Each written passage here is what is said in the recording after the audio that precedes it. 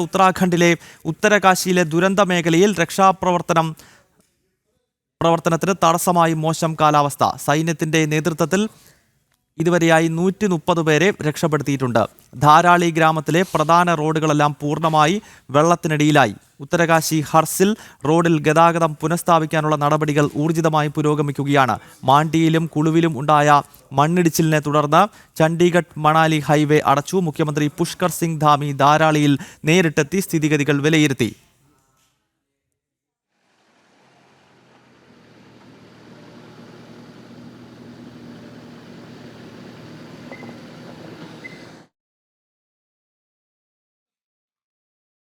വിവരങ്ങളുമായി നന്ദഗോപൻ ചേരുകയാണ്. നന്ദൻ, ഇന്നലെ ഉച്ചതിരിഞ്ഞുണ്ടായ ഈ മേഘവിസ്ഫോടനത്തിലും മിന്നൽ പ്രളയത്തിലും വലിയ നാശനഷ്ടം ഉത്തരാഖണ്ഡിൽ റിപ്പോർട്ട് ചെയ്തതായി നമ്മൾ കണ്ടതാണ്. ഇപ്പോൾ ഈ ദുരന്ത മേഖലയിൽ നിങ്ങൾ എത്തിക്കഴിഞ്ഞിരിക്കുന്നു. അവിടെ എന്താണ് കാണാൻ കഴിയുന്നത്? രക്ഷാപ്രവർത്തനം സൈന്യത്തിന്റെ നേതൃത്വത്തിൽ ഊർജിതമായി പുരോഗമിക്കുന്നുവെന്ന് വേണ്ടേ മനസ്സിലാക്കാൻ? ഗൗതം, ഇന്നലെ ഉച്ചയ്ക്ക് 1:45 ഉത്തരാഖണ്ഡിലെ ഉത്തരകാശി ജില്ലയിലെ ഈ ധാരാലി എന്നുള്ള പ്രദേശത്ത് മേഘവിസ്ഫോടനം ഉണ്ടാകുന്നത്. ഈ മേഘവിസ്ഫോടനത്തിൻ്റെ ദൃശ്യങ്ങൾ ഇതിനോടകം തന്നെ സാമൂഹ്യ മാധ്യമങ്ങളിൽ വൈറലായിട്ടുണ്ട്. വലിയൊരു ജലബോംബ് പോലെ ഈ മേഘവിസ്ഫോടനം നടന്ന അവിടുന്ന് വെള്ളം ഒലിച്ച് വരുന്നതും ഒരു ഗ്രാമമാകെ, ഒരു പ്രദേശമാകെ മുഴുവൻ മരുഭൂമിയാക്കിക്കൊണ്ട് കടന്നു പോകുന്നതുമായ വളരെ ഭയാനകമായ ദൃശ്യങ്ങളായിരുന്നു പുറത്തു വന്നത്. ഇതിന് പിന്നാലെ തന്നെ മറ്റൊരു മേഘവിസ്ഫോടനം കൂടി ഹർസിൽ വാലി എന്നുള്ള പ്രദേശത്ത്, ഇതിനോട് അടുത്ത് തന്നെയുള്ള ഹർസിൽ വാലി എന്നുള്ള ഒരു പ്രദേശത്ത് മറ്റൊരു മേഘവിസ്ഫോടനം ഉണ്ടായി. ഇത് ആർമി ക്യാമ്പിന് സമീപം, കരസേനയുടെ ക്യാമ്പിന് സമീപമാണ് ഈ മേഘവിസ്ഫോടനം ഉണ്ടായത്. ഏതാണ്ട് 9 സൈനികരെ ഇതിൽ കാണാതായിട്ടുണ്ട്. വളരെ ഊർജിതമായിട്ടുള്ള തെരച്ചിൽ പുരോഗമിക്കുന്ന ഇടയിലും പ്രതികൂല കാലാവസ്ഥ പലപ്പോഴും ഈ രക്ഷാപ്രവർത്തനത്തിന് വെല്ലുവിളിയാണ്.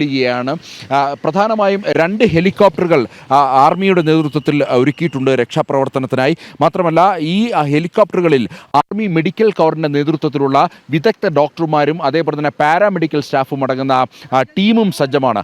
അതേസമയം തന്നെ ഈ കാലാവസ്ഥ പ്രതികൂലമായതിനാൽ തന്നെ ഈ മേഖലയിലേക്ക് ഹെലികോപ്റ്ററിന് ലാൻഡ് ചെയ്യാൻ കഴിയാത്ത ഒരു സ്ഥിതിയാണ് നിലനിൽക്കുന്നത്.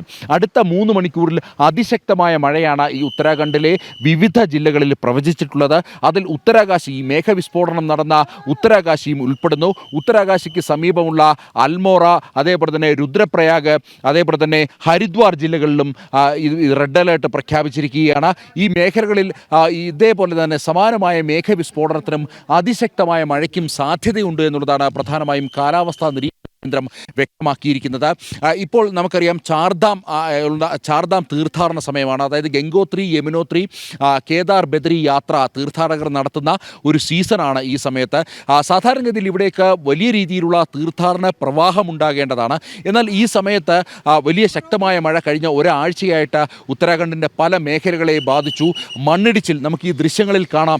സമാനമായ രീതിയിലുള്ള മണ്ണിടിച്ചിലുകൾ പല മേഖലകളിലും ഉണ്ടായിട്ടുണ്ട്. അല്പസമയം മുമ്പുണ്ടായ ഒരു മണ്ണിടിച്ചിലാണ് ഇപ്പോൾ ഈ ദൃശ്യങ്ങളിൽ കാണാൻ കഴിയുന്നത്. അല്പസമയം മുമ്പ് വരെ ഇവിടെ വലിയ ഗതാഗത കുരുക്കായിരുന്നു.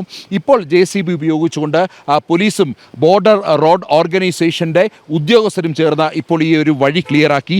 ഇവിടെ നിന്നും ഇനി മുന്നോട്ട് പോയാൽ തന്നെയും അടുത്ത ഒരു 10 കിലോമീറ്ററിൽ സമാനമായ രീതിയിൽ മണ്ണിടിഞ്ഞ് അവിടെയും കിടക്കുകയാണ്. ഈ JCB ഉപയോഗിച്ച് അവിടെയും ഈ പാത വൃത്തിയാക്കുന്ന അല്ലെങ്കിൽ പാത ഒരുക്കുന്ന പ്രവൃത്തി നടക്കുകയാണ്.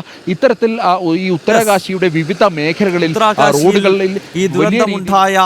ദുരന്തമുഖത്ത് നിന്നാണ് ജനം TV സംഘം ഈ വിവരങ്ങൾ റിപ്പോർട്ട് ചെയ്തത്.